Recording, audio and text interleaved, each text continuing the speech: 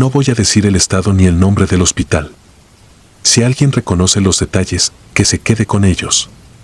No busco problemas para nadie, solo necesito escribir esto tal como pasó, porque cada vez que lo cuento en voz alta algo de esa noche regresa, como si el frío de entonces todavía buscara mi piel.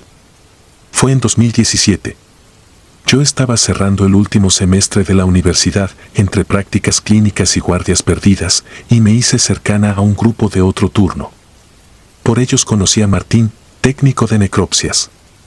No tenía el humor negro que uno esperaría de alguien que trabaja ahí. Era un tipo tranquilo, discreto, con ese respeto automático que se instala en quien convive a diario con los cuerpos. Más de una vez, de madrugada, pasábamos por él a la salida. Su rutina terminaba cuando la nuestra apenas podía llamarse noche. Tenía un permiso no escrito con el vigilante del estacionamiento trasero, así que lo esperábamos frente a una puerta metálica que daba a un pasillo silencioso y húmedo. Una vez, con la confianza de las horas gastadas, Martín dijo que podíamos entrar a esperarlo en la salita. Nadie protestó. Había flores de plástico en una esquina y una cafetera que olía a cloro. En la pared se oían, constantes, los compresores de las cámaras, ese zumbido que se vuelve fondo y después pared.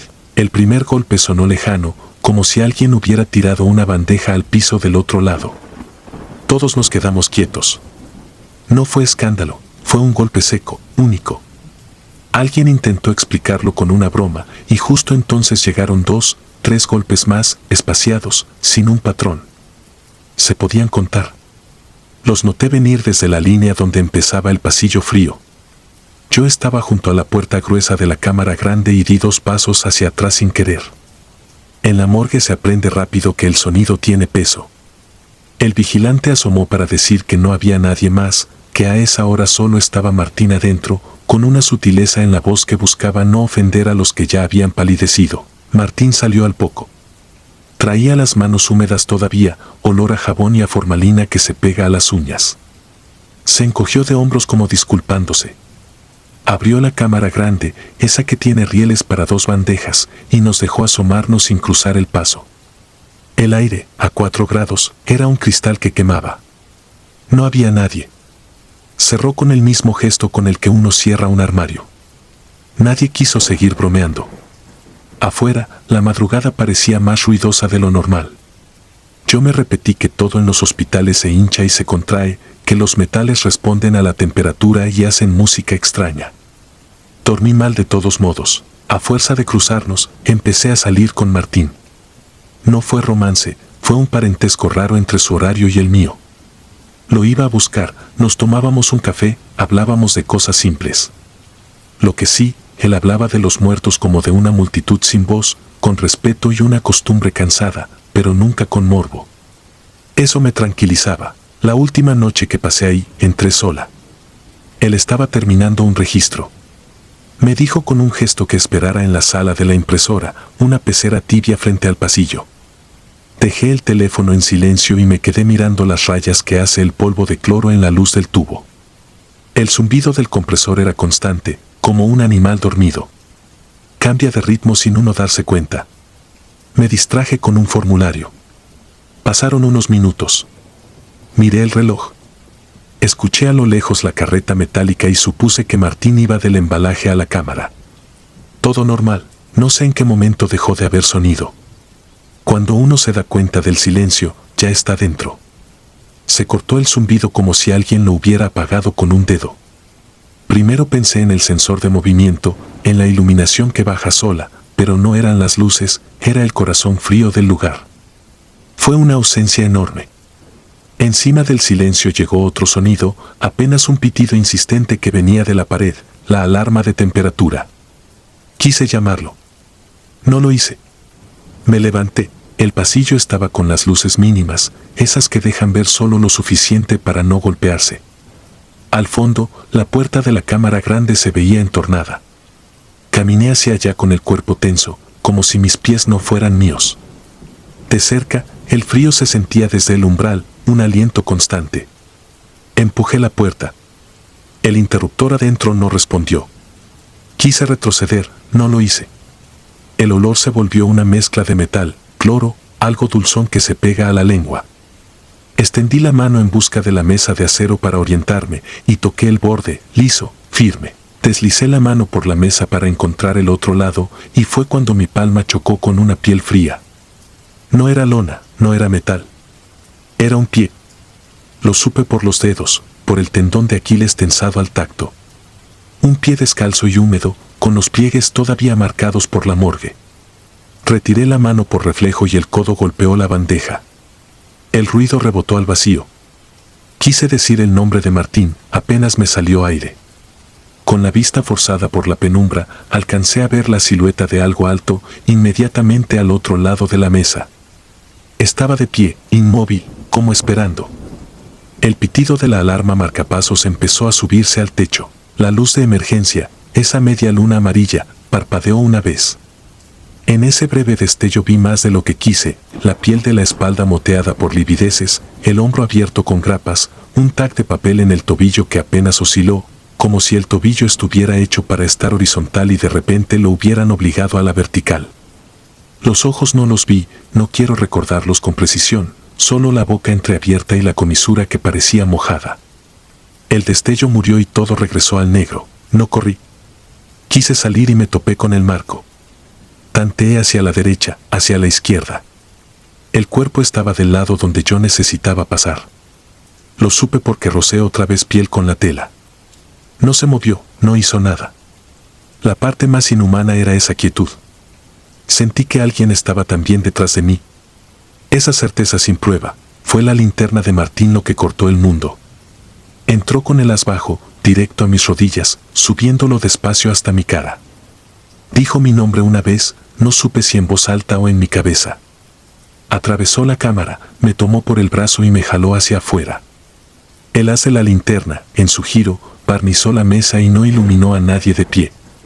Solo la superficie vacía, el acero limpio con un charco ovalado, como la sombra de un charco más oscuro, imposible de humedad a esa temperatura. No discutimos en el momento. Caminamos por el pasillo hasta la salita. El pitido se mantuvo a lo lejos.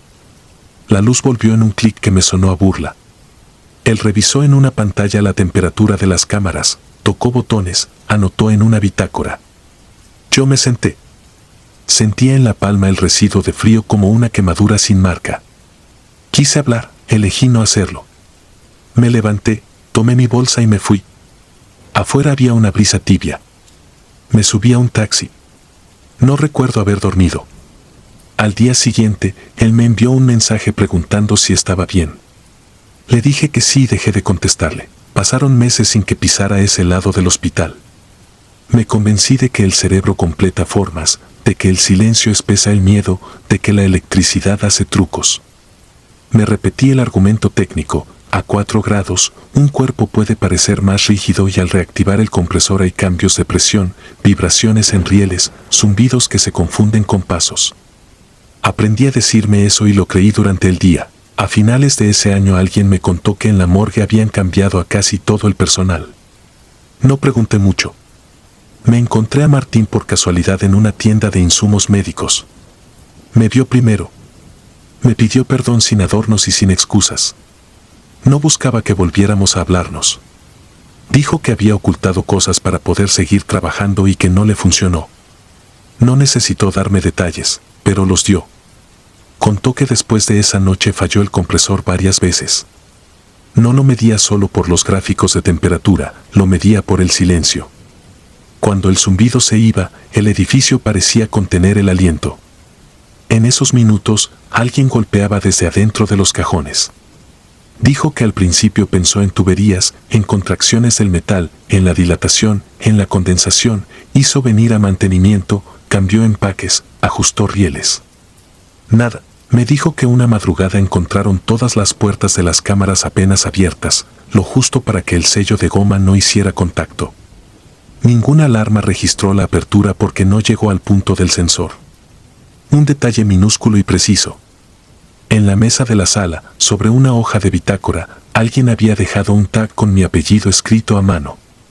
Yo nunca había pisado esa oficina con guantes, nunca había tocado una etiqueta. Él guardó el tag y se lo llevó a su casa por vergüenza, no por miedo.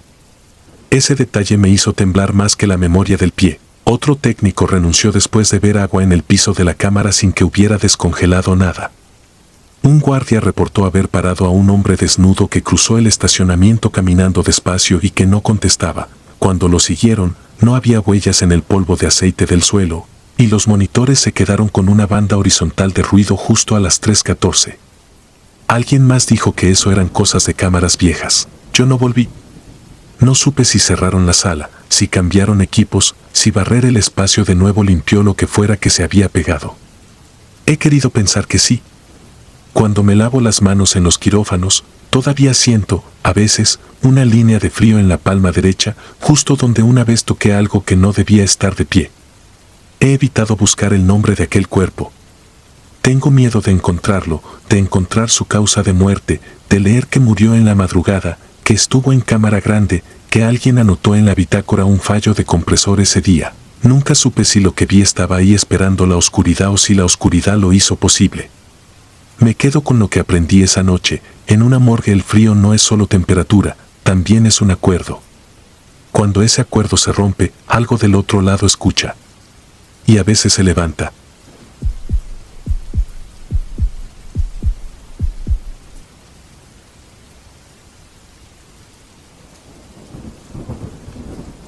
Me llamo Santiago y en 2021 acepté un puesto que casi nadie quería, auxiliar de patología en la morgue del Hospital Civil de San Miguel del Río, una ciudad llana donde las avenidas se apagan temprano y el viento arrastra polvo en lugar de noticias.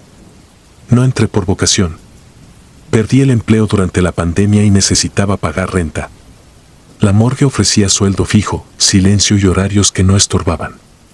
A las 2 semanas ya distinguía el zumbido de cada compresor, el golpe sordo de los cierres neumáticos y el olor específico de cada cuarto, el desinfectante que se pega en la garganta, la formalina que arde detrás de los ojos, el metal frío que, con el tiempo, uno aprende a reconocer como si fuera un clima aparte. El turno nocturno tenía sus trampas. Las horas se pegaban unas a otras como láminas, y cualquier chasquido sonaba como un grito. El pasillo que llevaba a las cámaras era un túnel con un ojo verde al fondo, el panel de temperatura. Yo encendía las lámparas frías, revisaba el libro de ingresos, validaba pulseras y etiquetas, tomaba fotografías y pesos, y cuando tocaba autopsia preparaba la mesa, la sierra oscilante, las cánulas, las pinzas, el hilo de sutura que, si no lo acomodas bien, se enreda y te hace perder tiempo. Me tranquilizaba el protocolo. Seguir pasos disminuía la imaginación, y en ese lugar conviene que la imaginación esté quieta. Aquella noche de abril me quedé en la oficina terminando informes. Eran las 2 y algo cuando vi cruzar una silueta por el pasillo hacia las cámaras, uniforme gris, delgado, estatura media, la espalda un poco inclinada como quien empuja un carrito invisible. Pensé en el intendente nuevo del que el jefe habló el día anterior. Levanté la mano con un gesto breve. La figura se detuvo frente al vidrio, me miró con fijeza y no parpadeó. Después siguió su camino y giró la esquina. No salí tras él. La cortesía ahí se mide distinto. Terminé el reporte, envié un correo y pensé que lo conocería por la mañana. Cuando llegó el jefe, me presentó al intendente recién contratado, un hombre robusto, mayor, de bigote y manos agrietadas. Me dio la mano con una sonrisa tímida. Asentí, pero por dentro algo se quebró como un vaso. El que había pasado de noche no era él. Guardé silencio. A media madrugada bajé a las cámaras para adelantar inventario. Abrí el libro, marqué con plumón, verifiqué números. Tiré del cajón 12 y el riel se quejó con un chillido agudo. Sobre la bandeja yacía un hombre de 40 y tantos, de cetrina, cabello aplastado hacia atrás. Uniforme gris. La etiqueta blanca en el tobillo decía, Morales, Tomás. En la hoja grapada al expediente, la hora de ingreso, 3 días antes. Causa de muerte, infarto fulminante. Era el mismo rostro que se detuvo a mirarme a través del vidrio. Cerré con brusquedad y me quedé apoyado en el acero. La lógica hizo lo que pudo, un reflejo, alguien con ropa parecida, cansancio. Pero en las sombras no hay ojos, y lo que recordaba con nitidez eran esos ojos secos y fijos. Seguí trabajando sin contarlo. En la morgue, hablar de más te gana apodos que se quedan. Los detalles empezaron a sumarse. El intendente faltó 2 veces y me tocó barrer pasillos además de mis labores. Comencé a notar una línea de humedad que aparecía de madrugada desde el área de lavado hasta la pared del fondo, como si alguien hubiese pasado el trapeador y se quedara sin dirección. El rastro terminaba frente a la puerta de la cámara 3. Esa puerta solo chirría cuando la forzas, empezó a chirriar sin que nadie la tocara. Otra madrugada sonó una alarma suave, la cámara 2 había subido a 4 grados. Fui a revisar. Al abrir, me golpeó una bocanada tibia y un olor a aceite viejo. Cerré, esperé, abrí de nuevo. El marcador volvía a 2 grados exactos, como si nada. Sobre la bandeja superior un hilo oscuro descendía al drenaje y en el acero se abría como flor. Revisé sellos y etiquetas con los guantes tensos, consciente del latido en los dedos. Esa misma noche escuché por primera vez la vibración seca de un carro de acero avanzando lento por el pasillo, esa vibración que hacen las ruedas desbalanceadas. Se detuvo frente a la ventana de la oficina y luego se alejó. Me quedé con las manos planas sobre el escritorio, contando respiraciones para no mirar. En el libro de ingresos apareció otra rareza. Junto a mi firma, en algunos renglones, alguien añadía la palabra revisado con una caligrafía que no correspondía a nadie del servicio, letra apretada, remates viejos, trazo que no tiembla. Al principio pensé que era el jefe. Un día comparé esa escritura con la de la etiqueta del tobillo de Morales y se me helaron las manos. Eran iguales. Alguien que ya no firmaba seguía revisando. Decidí no contarlo. La morgue castiga la imaginación. Preferí cumplir el protocolo con una precisión que me tensó la espalda. El último turno que acepté fue 15 días después. Llovía con violencia y el transformador del patio zumbaba como un insecto enorme. Llegó un cuerpo sin identificación desde la salida norte, masculino, 30 y tantos, múltiples lesiones. Lo recibí con el paramédico de guardia, tomé fotografías, coloqué pulsera provisional y lo dejé en la bandeja 7. Cerré. El inventario estaba en orden. El reloj marcó 3:11. Oí una llave en una puerta que nadie usa. Caminé al cruce de pasillos. La luz parpadeó una vez y volvió. Entonces lo vi. El uniforme gris, la espalda inclinada, las manos vacías como si aún sostuvieran un asa. Empujaba una carretilla invisible. Pasó a mi lado sin rozarme y dejó un olor a metal húmedo. Se detuvo frente a la cámara 7. No llevaba llaves y, aún así, la puerta se dio con un movimiento lento. La bandeja se deslizó hacia afuera con ese quejido que conocen los huesos. El cuerpo sin nombre quedó a la altura de mi pecho. El hombre del uniforme alineó la etiqueta, la alisó con el índice, recorrió la línea como quien endereza un trazo torcido. Yo dije una sola palabra, seca, como si pronunciara la instrucción que necesitaba escuchar. Basta. No reaccionó. Señaló, no la cámara, sino el libro de ingresos que llevaba bajo el brazo. Lo abrí. En la hoja de ese turno encontré una lista de ausencias minúsculas que me parecieron cuchillos, un número de expedientes sinceros, una hora incompleta, una cadena de custodia con una sola firma, una pulsera de cartón que debí reforzar con plástico, una inicial equivocada en un apellido, un sello torcido. Pequeñeces que en otro lugar no harían ruido. Allí eran una grieta. Miré la cámara. La bandeja seguía fuera. El hombre de gris no se movía. Su presencia no era un susto, era una corrección. Sentí vergüenza y un miedo distinto, como si me hubieran sorprendido copiando el nombre de alguien vivo.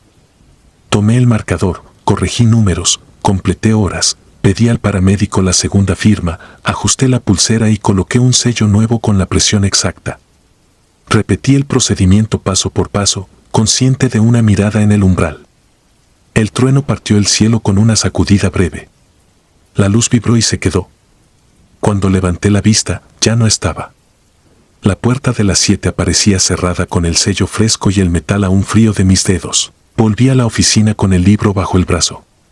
La carpeta pesaba distinto, como si dentro cargara nombres que yo no conocía. Escribí mi renuncia. No puse motivos. Imprimí la hoja y la dejé sobre el escritorio del jefe para la mañana. Apagué la computadora, me senté en la oscuridad y conté 30 respiraciones. No se oyó la vibración del carro. Tampoco pasos. A la salida, el pasillo olía a desinfectante nuevo, un olor suave que nunca antes había notado. Dormí mal. Al día siguiente entregué mis llaves y me fui sin mirar atrás. Nadie me detuvo. Nadie preguntó nada, como si un acuerdo silencioso nos protegiera a todos. Un mes después trabajaba en el archivo municipal. Es un lugar de polvo noble, cajas que no se abren en años y fichas con tinta que huele a museo. A veces doy con partidas de nacimiento de personas que ya no tienen quien las nombre y siento una utilidad silenciosa que me calma. Sin embargo, hay días en que, a las 3:11, en el pasillo del fondo se oye un chirrido leve, como ruedas cansadas. Y en alguna carpeta, junto a mi rúbrica, aparece escrita la misma palabra con la misma letra apretada y antigua, revisado. Si alguien me pregunta por qué dejé la morgue, digo que no soportaba el frío. Es más fácil que hablar de una mirada fija desde un pasillo vacío. No sé si Morales fue intendente o vecino con uniforme, si murió en su casa o camino al trabajo, si el traje gris era su modo de estar o su condena. Sé que me vio y que yo lo vi. Sé que, por un instante, compartimos una tarea y su sentido. En ciertos lugares la muerte no solo guarda, también revisa. Nadie te prepara para una mano que exige exactitud cuando ya no tiene pulso. A veces sueño con la cámara 3 abriéndose sola. Entro y no hay cuerpos, solo bandejas pulidas, llaves colgadas y una escoba que no pesa. En la pared, como escrita con tiza húmeda, una sola palabra se repite con terquedad limpia, sin amenaza, con la urgencia de un maestro paciente. Me despierto con la boca seca y los ojos abiertos, sin parpadear, como si siguiera de guardia. Escucho en mi cabeza el carro que vibra hacia mí y vuelve el olor a aceite. Me quedo mirando la puerta hasta que amanece. Luego firmo mi jornada, cierro la carpeta y me descubro buscando, por costumbre, esa caligrafía que no es la mía. Cuando aparece, sé que alguien, desde un pasillo que ya no transita nadie, sigue ordenando el inventario para que a los vivos no se nos olvide cómo cumplir con los muertos.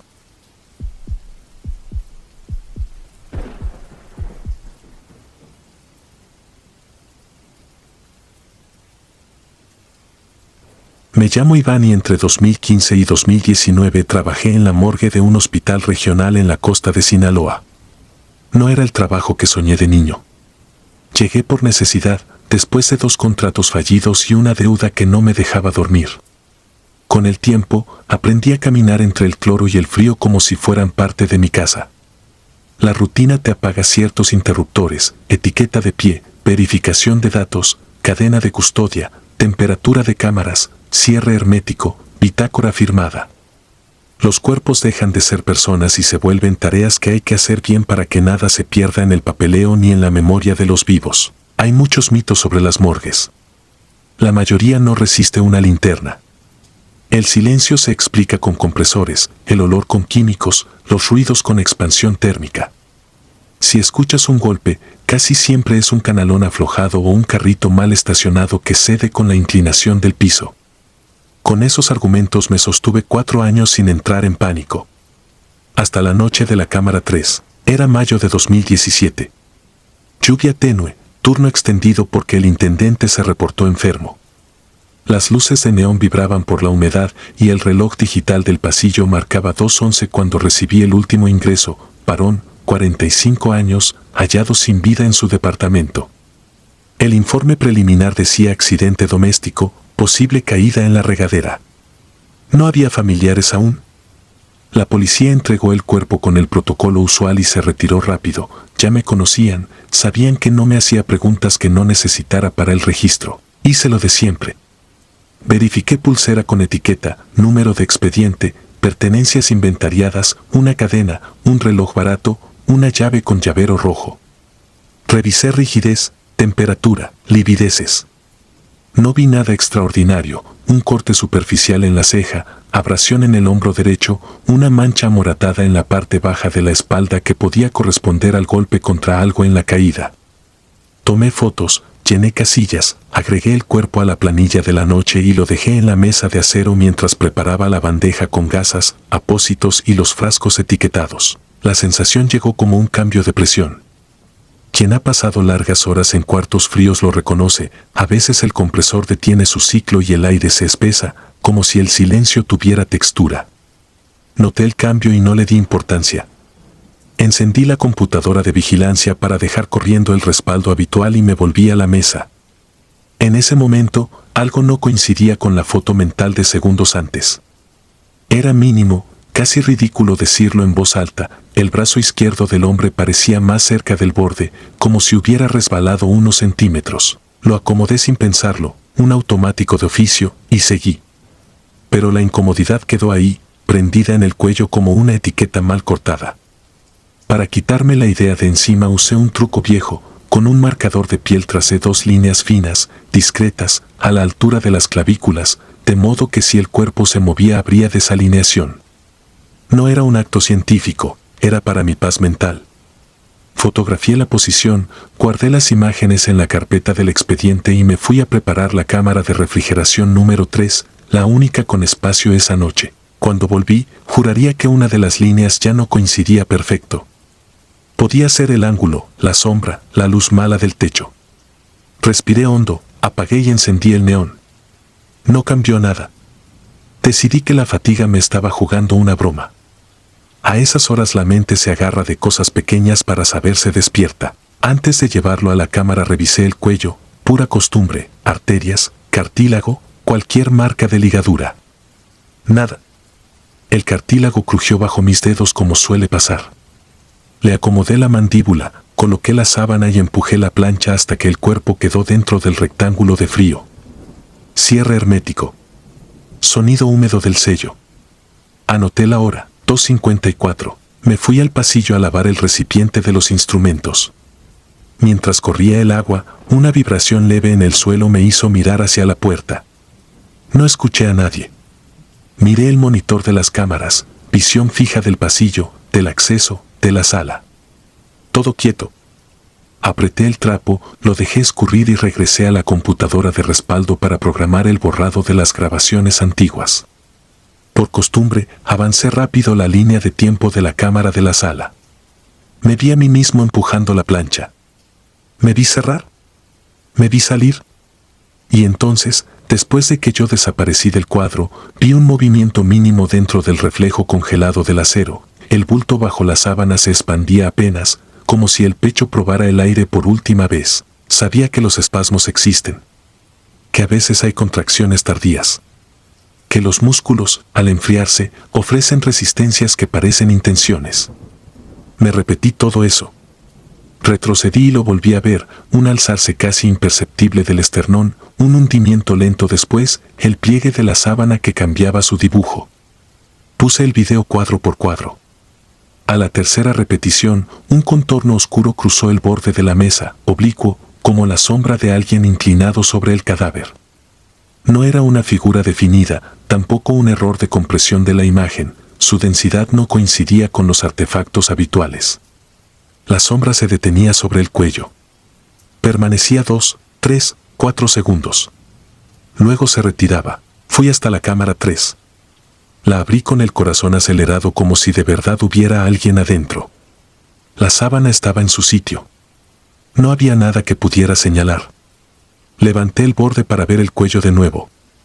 Y ahí estaban, marcas tenues, semicirculares, donde antes no había nada. No eran arañazos, no eran cortes. Eran presiones, repeticiones, un patrón de dedos que no dejó surcos pero sí un rubor oscuro debajo de la piel pálida. Tomé fotos con prisa y culpa, como si hiciera algo indebido.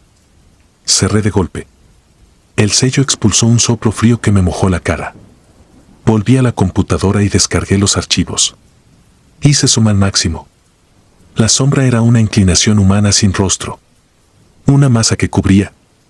Un gesto que cualquiera reconocería aunque no quisiera, manos donde se corta el aire. No pensé en fantasmas. Pensé en fallas. En filtros sucios, en condensación, en interferencia.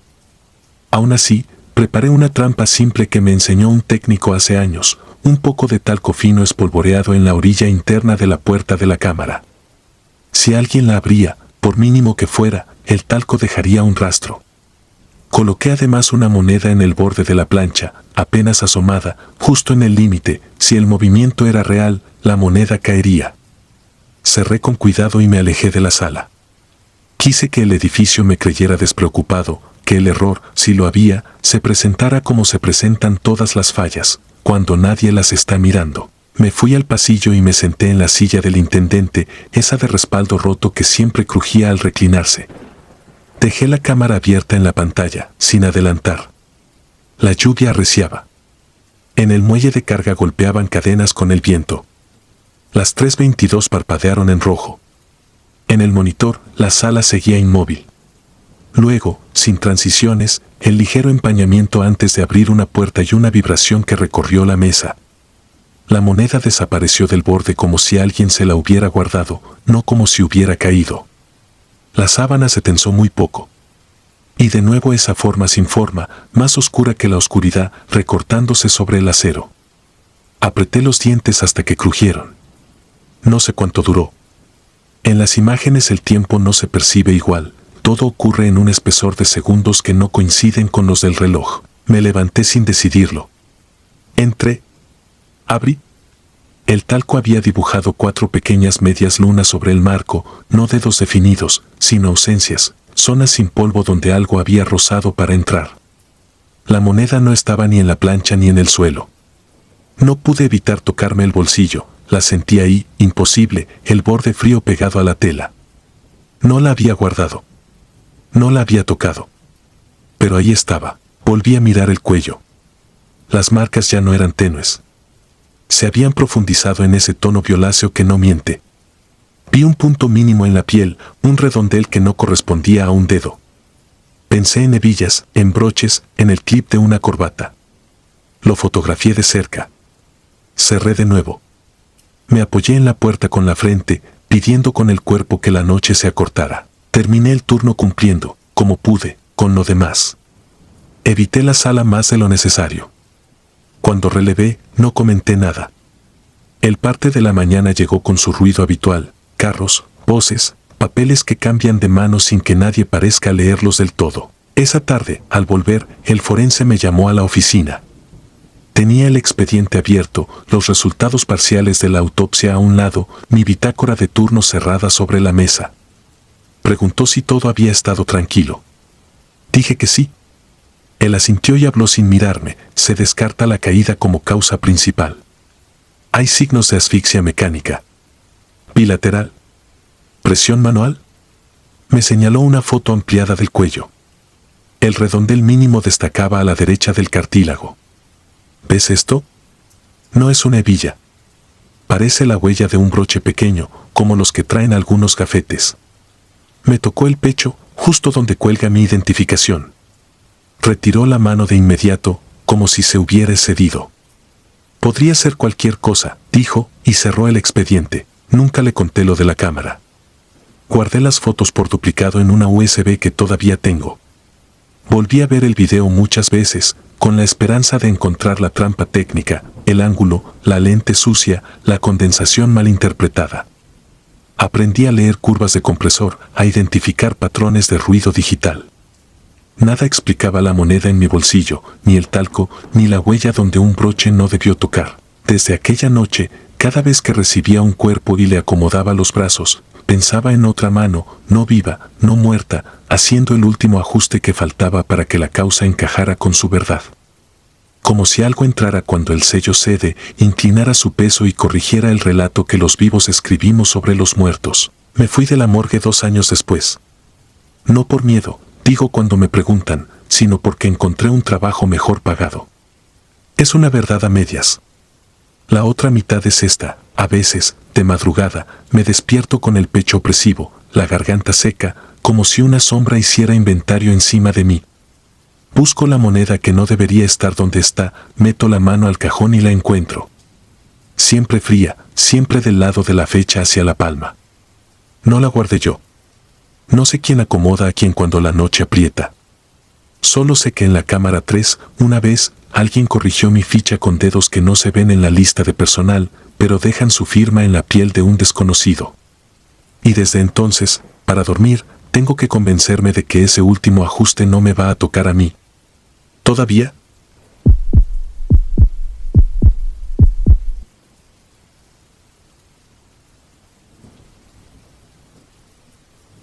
Trabajar en una morgue nunca fue mi plan. Acepté el turno nocturno como quien cruza un túnel sin ventanas, de frente y sin mirar atrás. Me llamo Nadia Ortega y en 2016 fui asistente en la morgue municipal de Hermosillo. No era forense, lavaba mesas, purgaba bombas, ordenaba etiquetas y empujaba camillas. El frío hacía el resto. Aprendí que el silencio allí no es vacío, es un peso que se instala en los hombros y te obliga a escuchar lo que preferirías no oír. Aquel octubre los días hervían y las noches cortaban. El contraste dejaba el acero con un sudor metálico y el formaldehído se pegaba a la lengua. Esa noche estaba sola porque el médico salió a una diligencia. Dejó el payer sobre el escritorio y su consejo de siempre: no te confíes. A las 22:17 el sistema marcó un ingreso preliminar. A las 22:41 llegó el carro desde un departamento cercano, masculino, 40 y tantos, paro en domicilio. Caso limpio. Preparé báscula, cámara y formularios. Verifiqué drenajes y el nivel de la bomba. Encendí el foco del área de ingreso y el cuarto quedó blanco como un papel. La serenidad del rostro me incomodó. No era el relajamiento final, era una calma sostenida, como quien aguanta la respiración bajo el agua. La rigidez era mínima, así que pensé en tiempo corto de muerte y en el aire frío rompiendo el rigor. Lo pasé a la mesa con el mecanismo hidráulico, bloqueé frenos, tomé fotos de frente y perfil. Abrí el expediente para completar campos. La impresora térmica escupió de pronto otra etiqueta, mismo nombre, mismo folio, hora a las 22:43. La descarté como un doble clic. Preparé la mezcla arterial, purgué manguera hasta que dejaron de salir burbujas. El zumbido de la bomba llenó el cuarto con la paciencia de un insecto. Levanté la vista y su barbilla ya no apuntaba al techo. 1 grado hacia la derecha. 1 grado no es nada en la calle, en ese cuarto pesa como un ladrillo. Ajusté frenos otra vez. Miré el monitor. La cámara parpadeó y, al retroceder cuadros, una sombra sin origen cruzó la frente del fallecido. En el vidrio del gabinete vi mi hombro reflejado y, detrás, una vertical borrosa inclinándose. Me giré. Solo acero y tubos. Volví al formulario para no pensar. Entonces vi el tobillo. La etiqueta ya no decía HMO 10-216, sino HMO 10-126. Los mismos números, otro orden.